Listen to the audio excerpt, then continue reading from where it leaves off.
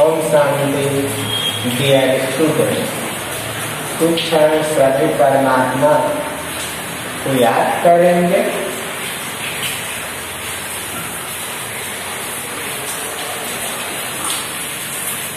ओम शांति।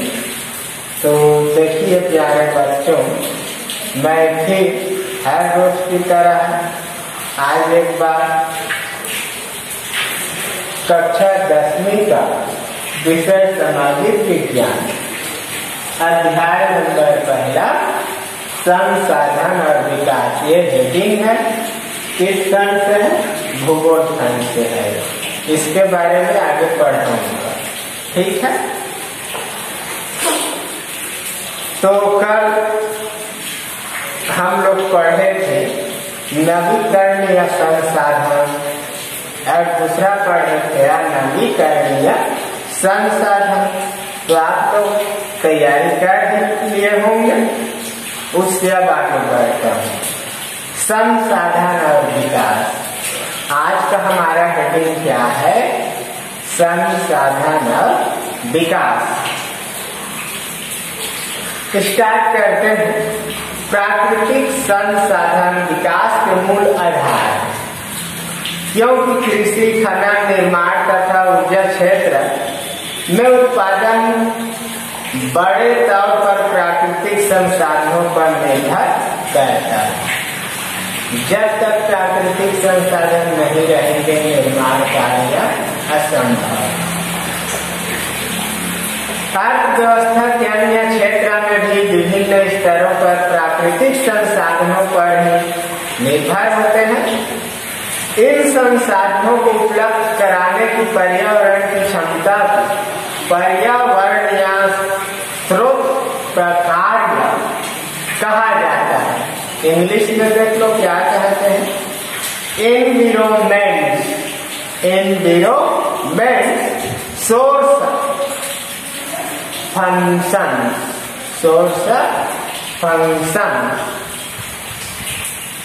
तो हिंदी में पर्यावरणीय स्रोत प्रकार। अर्थव्यवस्था के विभिन्न क्षेत्रों को चलाने के लिए भी क्या है? पर्यावरण के जो साधन है वो अति आवश्यक है, अर्थात संसाधन की आवश्यकता जरूरी है। ये कार्य उस समय शिथिल हो जाते हैं जब संसाधनों का अत्यधिक दोहन हो जाता है। यह प्रदूषण संसाधनों को बिगाड़ देता है। आप लोग देख रहे हो, यह है आधुनिक युग। कहने का तात्पर्य है अनेक प्रकार के कल कारखाने स्थापित हो चुके हैं विश्व में, पूरा देख रहे हैं। कहीं पर राइस मिल का कारखाना, तो कहीं पर पावर प्लांट है, तो कहीं पर सीमेंट उद्योग है। अनेक प्रकार के कहने का तात्पर्य, तो उनके जो अपशिष्ट निकलते हैं कल कारखाने, जैसे कहना चाहिए धुआं, क्या निकलता है? धुआं वायु में फैलकर वायु को प्रदूषित करता है, जिसके कारण क्या है? जो निर्माण होना चाहिए या जिस प्रकार से संसाधन का उपयोग होना चाहिए वो बिगड़ जाता है, सही तरीके से नहीं हो पाता उसका इस्तेमाल, या आवश्यकता से अधिक मात्रा में उपयोग कर लेते हैं तो कमी हो जाती है संसाधनों, तो संतुलन बिगड़ जाता है। अगर हम अनवीकरणीय संसाधनों का नियंत्रित उपयोग न करें या नदी नालों व हवा का प्रदूषण न रोकें, तो जल्द ही विकास के लिए जरूरी संसाधन नहीं मिलेगा और विकास में रुकावट आ जाएगी। तो सबको देखना है। जैसे नदी नाले हैं, लोग क्या करते हैं? कल कारखाने के अपशिष्ट पदार्थों को नदी नालों में लेकर बहा देते हैं, जिसके कारण से क्या होता है? नदी नाले दूषित हो जाते हैं और वहां से जो हमें लाभ मिलता है वह नहीं मिल पाता। तो ऐसा नहीं करना है। हमें विकास का ऐसा मार्ग अपनाना होगा जो प्राकृतिक संसाधनों को लंबे समय तक स्वस्थ स्थिति में उपलब्ध रखे, विकास और खुशहाली को लंबे समय के लिए अर्थात टिकाऊ बनाए रख पाए। इसी को टिकाऊ विकास या टिकाऊ खुशहाली कहते हैं। कैसे इस्तेमाल करना है संसाधनों पर? एक लंबे समय तक जो संसाधन है उनकी स्थिति स्वस्थ रह सके, आने वाला पीढ़ी भी उसका इस्तेमाल कर सके, ऐसे उसको सुरक्षित रखना है। तो इसी को हम क्या कहेंगे? टिकाऊ खुशहाली या टिकाऊ विकास कहेंगे। प्रश्न लिख लीजिए, टिकाऊ विकास या टिकाऊ खुशहाली किसे कहते हैं? तो एक लाइन में उत्तर आने के लिए जो संसाधन है उसको एक लंबे समय तक सुरक्षित रखना चाहिए, स्वस्थ रखना चाहिए। इसका मतलब यह है कि विकास और प्राकृतिक पर्यावरण के बीच विरोधाभास हो, यह जरूरी नहीं। न ही विकास के कारण संसाधन हमेशा के लिए नष्ट किए जाए। कहने का तात्पर्य क्या है? निर्माण कार्य हम कर रहे हैं तो ऐसा मतलब नहीं है कि जैसे 10 टन कोयला लग रहा है तो 100 टन का इस्तेमाल कर ले, 100 टन को जलाकर राख कर, वो तो दहन हो जाए। तो ऐसे नहीं करना है। अगर हम अपने पर्यावरण को बेहतर समझे तो हम विकास के लिए टिकाऊ प्रबंध भी कर सकते हैं। प्रबंध माने व्यवस्था करना।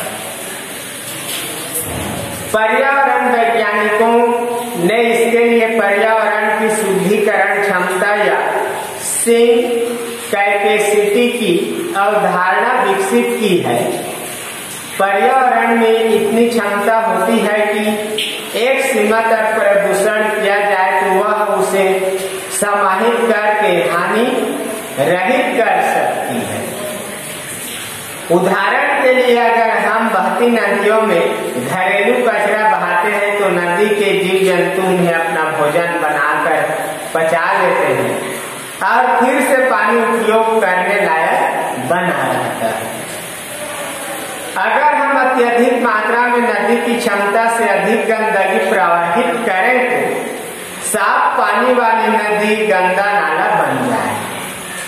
देख लीजिए, मनुष्य के क्रियाकलाप से पर्यावरण पर या संसाधनों पर कैसा प्रभाव पड़ता है।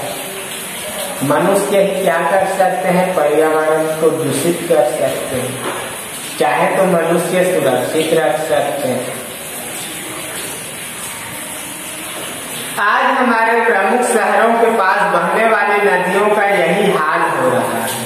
यही नहीं, आज हम नदियों में कई ऐसे तत्व डालते हैं जिन्हें पचाने की क्षमता नदी में नहीं है।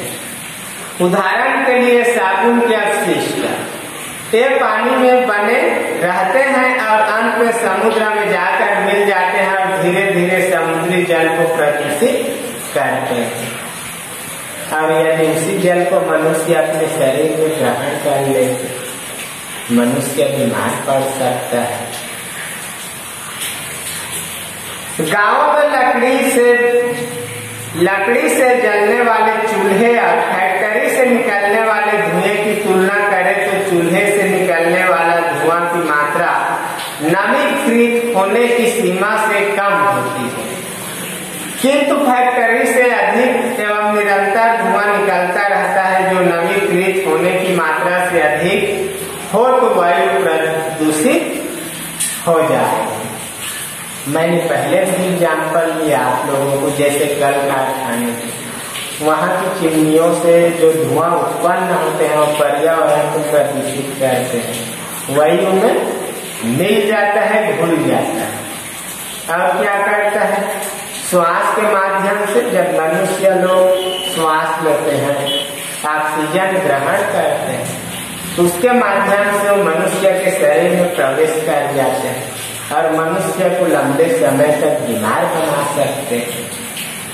तो ऐसा दुष्प्रभाव देखने को मिल सकता है यदि संसाधन और पर्यावरण दूषित हो। इसका अर्थ यह नहीं है कि फैक्ट्री हमेशा वायु को प्रदूषित करेगी। यदि फैक्ट्री से नवीकृत सीमा तक ही धुआं निकले तो वायु प्रदूषित नहीं होगी। पर्यावरण के द्वारा अपशिष्ट पदार्थों को अवशोषित करने की इस क्षमता को सिंह क्षमता कहा जाता है। तो क्वेश्चन लिख लीजिए आप लोग, सिंह क्षमता से आप क्या समझते हैं? सिंह क्षमता से आप क्या समझते हैं? जब अपशिष्ट निर्धारित सिंह कार्यों की सीमा से अधिक हो जाते हैं तो पर्यावरण को दीर्घकालीन हानि पहुंचती है। उदाहरण के लिए देख लो, उदाहरण पहला है, भारत में भूजल की स्थिति पर वर्तमान आंकड़े हमें सुझाते हैं कि देश के अनेक भागों में इसके उपयोग की अधिकता से इसके लिए गंभीर खतरा उत्पन्न हो सकता है। कहने का मतलब क्या है? हमको एक घमेला पानी चाहिए, जल, और उसके बदले में एक घमेला के स्थान पर हम 10 घमेला इस्तेमाल करते हैं। कहने का मतलब क्या है? पीने के लिए 1 गिलास पानी के लिए, और इस्तेमाल कितना करते हैं? 10 गिलास। जितना नहीं चाहिए उतना तो बेकार चला जाएगा। और हो सकता है कई क्षेत्रों में हमारे भारत की ही बात पानी की कमी देखने को मिलता है। भूजल की बात है, भूमिगत जल। पुनर्भरण से जितना जल वापस भूमि में जाता है उससे कहीं अधिक भूजल का उपयोग किया जाता है। देख रहे हो, पहले तो कहीं पर हैंडपंप होता था, मुश्किल से, नहीं तो कुएं होता था, तालाब होता था, और बावली भी कहा जाता, कुएं टाइप का। तो उसमें से लोग क्या करते थे? खाने के लिए, पीने के लिए, खाना पकाने के लिए पानी का उपयोग करते थे। और आज के युग में देख, 10 कदम चलिए, हर 10 कदम पर लगभग हैंडपंप है, ट्यूबवेल का व्यवस्था है, 5 हाथ का मोटर फिट हुआ है, ऐसे घोड़ों की व्यवस्था है क्या? तो क्या है, जितना उपयोग है उतना इस्तेमाल कीजिए। अधिक करोगे तो उसका दोहन होगा, जब उसका दोहन होगा तो खामियाजा मनुष्यों को भी भुगतना पड़ेगा, जिसके कारण लगभग 300 जिलों में पिछले 20 वर्षों में जल स्तर में 4 मीटर तक की कमी आई। तो मैं बोल रहा था कि 300 जिलों में पिछले 20 वर्षों में जल स्तर में 4 मीटर तक की कमी आई। यह स्थिति खतरे का संकेत है। मान लो इंसान को पीने के लिए जल नहीं मिलेगा, पानी नहीं मिलेगा, कितने दिनों तक मनुष्य अपने जीवन को सुरक्षित रख पाएंगे, या जो भी जीव जंतु? किंतु सृष्टि में मनुष्य को क्या माना गया है? सबसे बुद्धिमान माना गया है।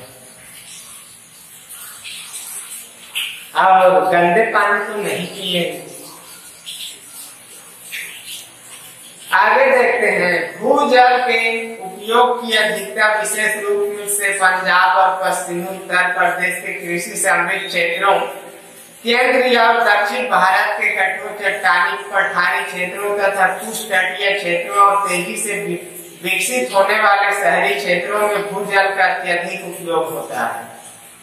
जल के उपयोग की इस अधिकता से भूजल का संग्रह कम हो जाएगा और बहुत ही तीव्रता से इसके स्तर में भी कमी होती जाएगी।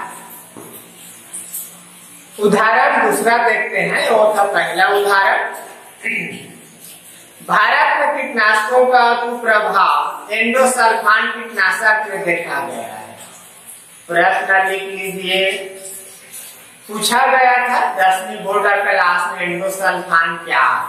तो मेरा प्रश्न यही है कि एंडोसल्फान क्या है। कर क्या लिखोगे? कीटनाशक। 1976 में काजू की फसल को कीड़ों से बचाने के लिए सरकार ने 15,000 एकड़ भूमि पर हेलीकॉप्टर द्वारा एंडोसल्फान कीटनाशक का छिड़काव किया। यह कार्य केरल के उत्तरी भाग के कासरगोड में किया गया। इस उपचार कार्य के 25 वर्षों तक जारी रहने के कारण वायु, जल और संपूर्ण पर्यावरण इस कीटनाशक से बुरी तरह प्रभावित हुआ।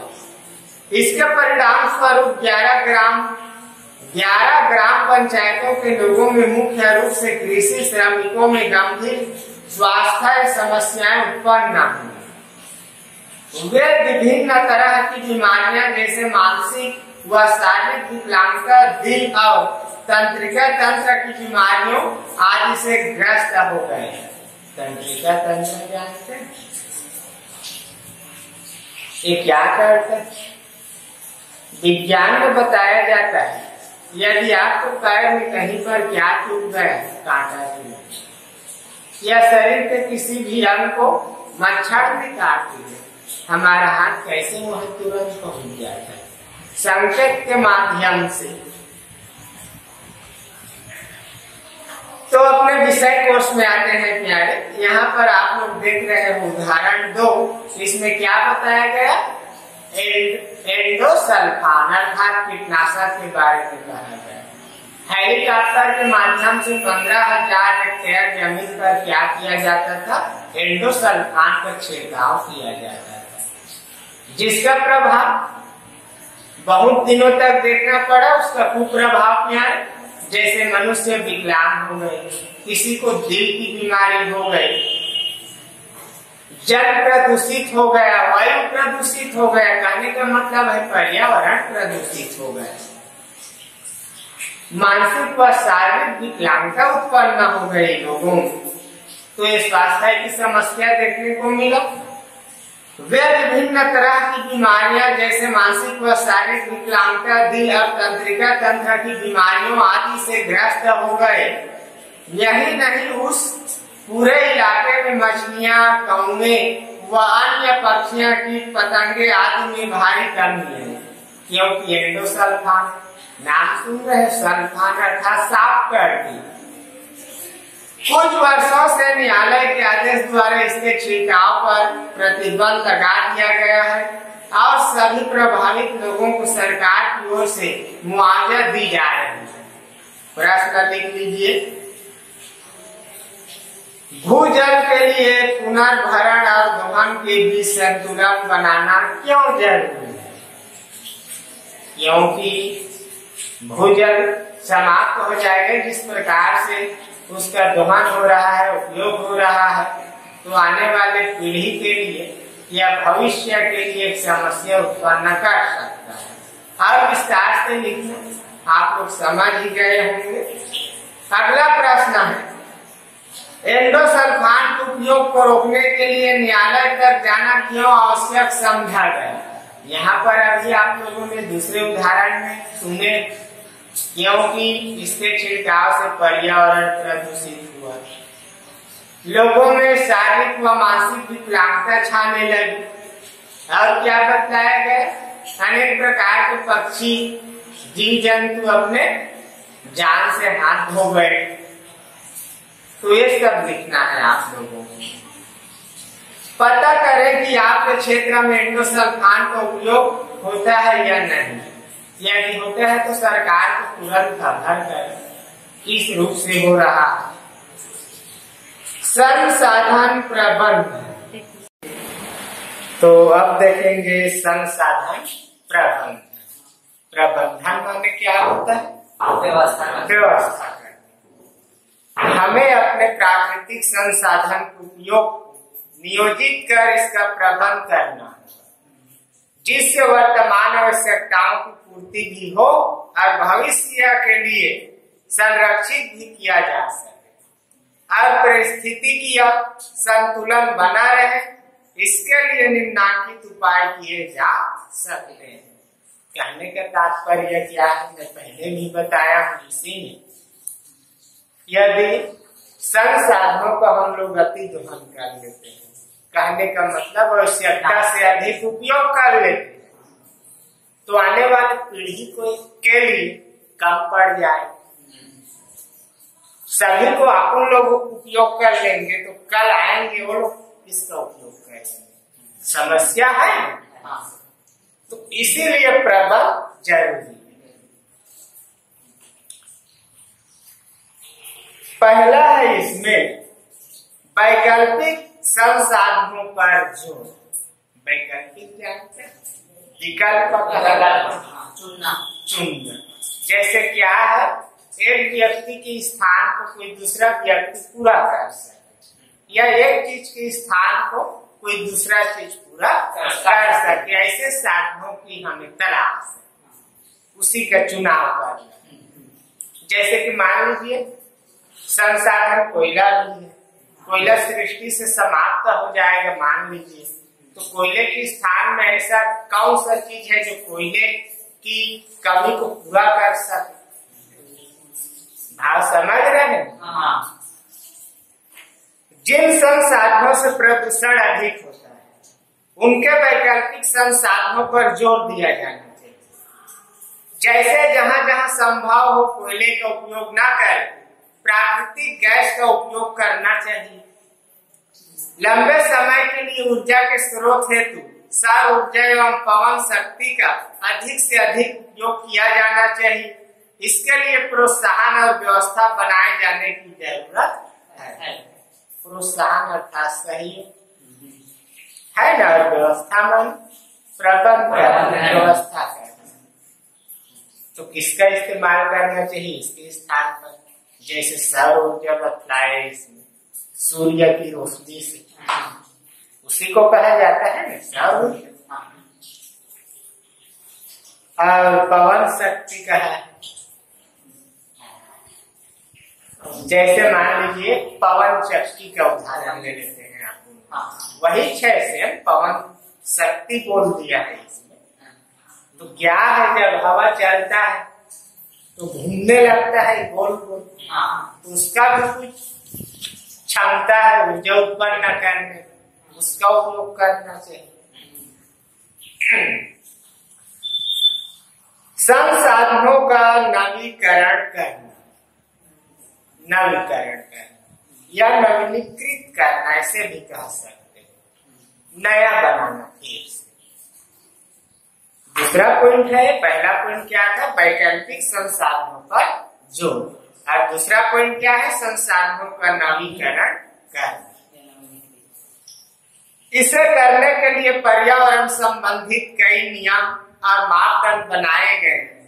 इन नियमों का पालन करना एवं करवाना जरूरी है। उदाहरण के लिए कचरे को अलग अलग करके पुनर्चक्रण करना। हम सब जानते हैं सृष्टि, चाहे वो कचरा या सड़ा गला पदार्थ, सबका अपने अपने स्थान में उपयोग, कोई चीज बेकार नहीं। मान रहे हो मेरे बात को? हाँ। तो क्या करना चाहिए, कचरे को अलग अलग करके पुनर्निर्माण करना चाहिए, रिसाइकल, इंग्लिश में रिसाइकल। ठीक है, तो अब देख लो, आप लोग घर में क्या करते हैं, झाड़ू पोछा लगाते हैं मान लीजिए घर वाले, तो उसमें कहीं पर कूड़ा कचरा उत्पन्न होता है, कहीं पर कोई पन्नी उत्पन्न होता है। जैसे सामग्री लाने के लिए लाए रहते हैं सामान पैक करके, तो पन्ने का उपयोग कैसे करें, दोबारा उपयोग किसी दूसरे वस्तु को उसमें रख करके लटका सकते हैं सुरक्षित, या आग जला रहे हैं उतना टाइम पन्नी से आग जला करके क्या कर सकते हैं, खाना पका सकते हैं। अर्थात जड़ऊ लकड़ी को जलाने के लिए पन्नी का इस्तेमाल कर लेना चाहिए, केरोसिन तेल के स्थान पर होगा ना। तो ऐसे करना है। दूसरा इसमें है, उद्योगों पर अनिवार्य रूप से प्रदूषण नियंत्रण के उपकरण लगाने पर सख्ती। उद्योगों पर अनिवार्य रूप से प्रदूषण नियंत्रण के उपकरण लगाने पर सख्ती है। देखिए रोकने के लिए कोई प्रदूषण नियंत्रक नहीं लगा रहे। कल कारखाने में उतने बड़े प्रदूषण को कहां से रोक पाएंगे? चिमनी से धुआं निकल रहा है। विशेष प्रदूषक पदार्थों की जांच करना और उन पर कड़ा नियंत्रण रखना, जैसे मरकरी, पारा, लेड, सीसा, क्रोमियम आदि। तीसरा बिंदु है संसाधनों का समुचित उपयोग, सही तरीके से उपयोग करना है उसका। आज जिस प्रकार भौतिक सुख सुविधाओं को प्राप्त करने की होड़ मची हुई है, इस संसाधन का बहुत दुरुपयोग हो रहा है। आप समझ में, मनुष्य अपने लाभ कमाने के लिए, कमाना तो दूर है, अपने शारीरिक सुख के लिए देख रहे हो भौतिक चीजों का अंधाधुंध उपयोग कर रहे हैं। उसके अंतर्गत संसाधन भी, कई ऐसे संसाधन है जो पर्यावरण, मानव मस्तिष्क को, अनेक जीवधारियों प्रदूषित कर रहा है, जैसे ध्वनि प्रदूषण। क्या है? लाउड स्पीकर फीट है, डीजे फीट है, देख रहे हैं लोग क्या कर रहे हैं? उछल कूद रहे हैं, नाच रहे हैं, और उसका असर जो दूसरे मनुष्य है उस पर गहरा पड़ रहा है, उसका बुरा प्रभाव। कई लोग तीव्र ध्वनि से बहरे हो सकते हैं, ये सब जानते हैं। ऐसे कई उदाहरण है प्यारे, विस्तार में जाऊंगा तो क्या नहीं हो जाएगा। जिस प्रकार कुछ लोग जरूरत से ज्यादा संसाधनों का उपयोग अपने जीवन यापन के लिए करते हैं, उसी प्रकार सभी मनुष्य करने लगे तो पृथ्वी की इस जनसंख्या की आवश्यकता की पूर्ति के लिए 4 पृथ्वी की जरूरत पड़ेगी। 4 पृथ्वी, अभी तो 1 पृथ्वी। इस विषय पर गांधी जी ने कहा था कि हमारे पास हर व्यक्ति की आवश्यकता की पूर्ति के लिए बहुत हर आदमी, लेकिन किसी एक के लालच की संतुष्टि के लिए अपर्याप्त है। लालच क्या करता है? इंसान अंधा बना देता है। लालच में डूब करके व्यक्ति अपने आत्मज्ञान या आत्मनिर्भरता की जो क्षमता है, शक्ति, उसको खो बैठता है। इसका दुष्प्रभाव भी है, और लालच के माध्यम से कई लोगों का जान भी चला जाता है। लालच की क्या? मौत का द्वार है, ऐसे कहना उचित होगा। क्या करते हैं लोग? कोई जहरीले पदार्थों का सेवन कर लेता है, उसको पता नहीं होता है कि उसमें क्या है, जहरीले पदार्थ। लालच के कारण चल बस, और क्या है, जहरीले पदार्थ का सेवन करेंगे।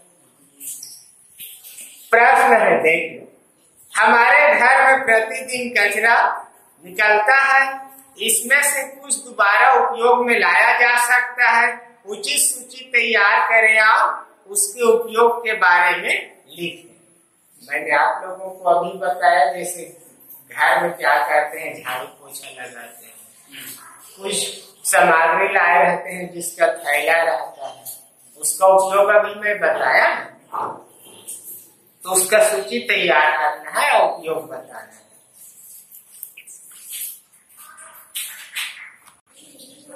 तो दूसरा प्रश्न है क्या? आपके क्षेत्र के नवीकरण संसाधनों के कुछ उदाहरणों के बारे में लिखिए। कहने का तात्पर्य क्या है? हम जिस क्षेत्र में रहते हैं वहां ऐसे कौन से नवीकरण या संसाधन, उसके बारे में हमको लिखना है। तो कल मैं बताया था नवीनीकरण संसाधन और अनवीनीकरण संसाधन, तो कल समझ गए होंगे आप। नवीनीकरण अर्थात जिसको दोबारा पाया जा सकता है, ऐसे संसाधन जिसको पुनर्चक्रण के माध्यम से दोबारा उपयोग में लाया जा सकता है। और अनवीनीकरण, एक बार उपयोग करने के पश्चात उसको प्राप्त करना मुश्किल हो जाता है, पुनर्चक्रण में लाना मुश्किल हो जाता है। तो वहां विस्तार से बताया था, कल पिछले वाला वीडियो भी देख लेना। अगला प्रश्न है, संसाधनों के समुचित उपयोग के बारे में मिलकर एक पोस्ट तैयार करें। संसाधनों के समुचित उपयोग अर्थात उसका पूर्ण रूप से किस प्रकार से उपयोग हो रहा है, उसका सूची तैयार करना। अगला है, क्या 30 वर्ष बाद भारत के लिए सौर ऊर्जा एक प्रमुख स्रोत बन सकता है? चर्चा करें। बन सकता है तो कैसे, उसको विस्तार से समझाना है। संसाधन प्रबंधन के नए मौके और चुनौतियां, यह है हमारा इस इकाई में अंतिम पैराग्राफ। हेडिंग है संसाधन प्रबंधन के नए मौके और चुनौती। चुनौती क्या है पता है आप लोगों को? जैसे हमारे भारत देश की सरकार के पास क्या क्या चुनौती? गरीब, जनसंख्या वृद्धि, खाद्यान्न की समस्या, बहुत सारा परेशानी है, चुनौती है, उसी को कहा जाता है। पंजाब के, उसके पहले देख लीजिए, केस अध्ययन इंदिरा गांधी नहर कमान क्षेत्र। पंजाब में हरिके बांध से यह नहर निकाली गई है। यह थार मरुस्थल होते हुए पाकिस्तान की सीमा के समांतर प्रवाहित होती है। समांतर मैंने उसी के साथ। इसके मुख्य नहरों की लंबाई लगभग 650 किलोमीटर है, जबकि सभी उपनहरों को मिलाकर इसकी कुल लंबाई 9060 किलोमीटर है। इसके द्वारा प्रस्तावित सिंचाई क्षेत्र 20 लाख हेक्टेयर है। इसे इसका कमान क्षेत्र कहा जाता है। उसकी जो सिंचाई की क्षमता है, क्षेत्र है, उसी को कहा गया है कमान क्षेत्र। एक नहर कितने हेक्टेयर भूमि पर सिंचाई कर रहा है, देख रहे हैं? यह थार मरुस्थल का क्षेत्र है जहां एक जगह से दूसरी जगह उड़कर जाने वाले रेत के टीले पाए जाते हैं। कहने का मतलब क्या है? हम लोग अपने ही क्षेत्र में देखते हैं जहां पर अधिक धूल, तीव्र गति से क्या चला, हवा आया, ये अच्छा लगा, वहां से धूल कर उड़ने लगता है, देखे? तो उसी प्रकार से क्या है, थार का मरुस्थल है, जब वहां वही तेज गति से चलने लगती है, तब वहां की जो कण है, धूल कण, वह एक स्थान से उड़कर दूसरे स्थान पहुंच जाता है। मरुस्थलीय क्षेत्र होने के कारण वनस्पतियां नगण्य है, अतः हवा द्वारा मिट्टी का कटाव अधिक। बताया वही उदाहरण। गर्मी में यहाँ का तापमान 50 अंश सेल्सियस तक हो जाता है। औसत वार्षिक वर्षा की मात्रा 10 मिमी से भी कम होती है, 10 मिलीमीटर से भी कम। ठीक है, मिमी दिया। अब देखेंगे विकास कार्य, समझ आ रहा है? चरण 1 कमान क्षेत्र से सिंचाई 1960 से प्रारंभ हुई, जबकि चरण 2 की शुरुआत 1980 से हुई। चरण 1 तक कब हुआ? 1900 से। अब चरण 2 1980, अर्थात 20 वर्षों की अंतराल सिंचाई की जो व्यवस्था है। नहर से मरु क्षेत्र हरा भरा और नम हो गया, जिसके कारण मिट्टी का कटाव कम हो गया है। नवीकरण और चारागाहों का विकास हुआ है। सिंचाई की गहनता का प्रभाव यह है कि इन क्षेत्रों में कभी चना, बाजरा और ज्वार की खेती होती है, वहां अब गेहूं, कपास और मूंगफली की खेती होने लगी है। इसके साथ ही प्रति हेक्टेयर उत्पादन में भी वृद्धि हुई, लेकिन कुछ नकारात्मक प्रभाव भी दिखाई पड़ने लगे हैं। सम सिंचाई के कारण और जल के अत्यधिक प्रयोग के कारण जल भराव एवं मृदा लवणता की समस्याएं उत्पन्न हो गई। तो इस प्रकार से देख लो, हम सब जानते हैं सिंचाई से फायदा हुआ तो उससे घाटा भी हुआ। जो नमक बनने की क्षमता है उसमें कमी देखने को मिली है ना, और जो जल का भराव है उसकी भी समस्या देखने को मिली। क्या है, एक मटका में जल भरा और उस मटके को एक ही बार हम खोल दें या नीचे ढकेल दें तो उसमें का जो जल है वह बाहर बहा जाएगा और बचेगा क्या। तो उसी प्रकार से जो नहर है, इंदिरा गांधी नहर कमान क्षेत्र, वहां से सिंचाई की व्यवस्था की गई जिसके कारण नहर में पानी कम हो गया। उसी को कहा है जल के भराव में समस्या। तो ये था हमारा फर्स्ट कई प्यारे और अभ्यास प्रश्न है, सरसराती तौर पर देख लो। निम्नलिखित प्रश्नों में एक कथन एवं कारण से संबंधित 4 विकल्प दिए गए हैं। इन विकल्पों में से सही विकल्प की पहचान करें। कथन, पाषाण काल में लौह अयस्क का संसाधन नहीं। कारण, पाषाण काल में लौह अयस्क के उपयोग के कोई प्रमाण नहीं मिलते। फिर दिया है ऑप्शन, केवल कथन सही है, कथन और कारण दोनों सही है, केवल कारण सही है, कथन और कारण दोनों गलत। सही है या गलत है बतलाना है इसमें। तो मेरा वीडियो देखना, फर्स्ट वीडियो में मैं बताया हूं इसके बारे में।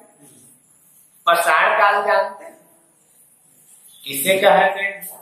जिस समय पत्थर के औजार बनते थे और उस औजार से मनुष्य लोग क्या करते थे, शिकार करते थे या फसलों को काटते थे। पत्थर के औजार को अपने जीवन काल में उपयोग में लाते थे लोग, उसी काल को कहा गया है पाषाण काल। दूसरा कथन है, फिर तीसरा कथन है, इन सब को करना है आप लोगों को। इन प्रश्नों के उत्तर संसाधन होते नहीं, बनाए जाते हैं, इस कथन को समझें। बता सकते हो? देख लो, सरल इसका उत्तर है, जब तक मनुष्य किसी चीज को, प्राकृतिक प्रदत्त चीज को जब तक उपयोग नहीं करेगा तब तक वह संसाधन नहीं कहलाएगा। यदि मनुष्य उस चीज का उपयोग कर लेता है तो वह संसाधन कहलाता है। यही तो है उत्तर। नवीकरणीय संसाधन एवं अनवीकरणीय संसाधन में क्या अंतर है? पुनर्चक्रण, एक का पुनर्चक्रण होता है और दूसरे का नहीं। संसाधनों का प्रबंधन क्यों आवश्यक? हाँ, ताकि आने वाली पीढ़ी के लिए भी संसाधन भरपूर मात्रा में बच जाए और निर्माण कार्य, विकास कार्य आगे बढ़ सके। चौथा, जल संसाधन पर कौन से संसाधन निर्भर है? जल संसाधन, मत्स्य पालन को भी ले सकते हो, वो भी एक प्रकार का क्या है? संसाधन। जल के माध्यम से विद्युत उत्पन्न किया जा रहा है, वो भी संसाधन। ऐसे और लिखना, गेट कुंजी का भी सहारा लेना और बुक का भी सहारा लेना और अच्छे से लिखना, तैयारी करना। ठीक है।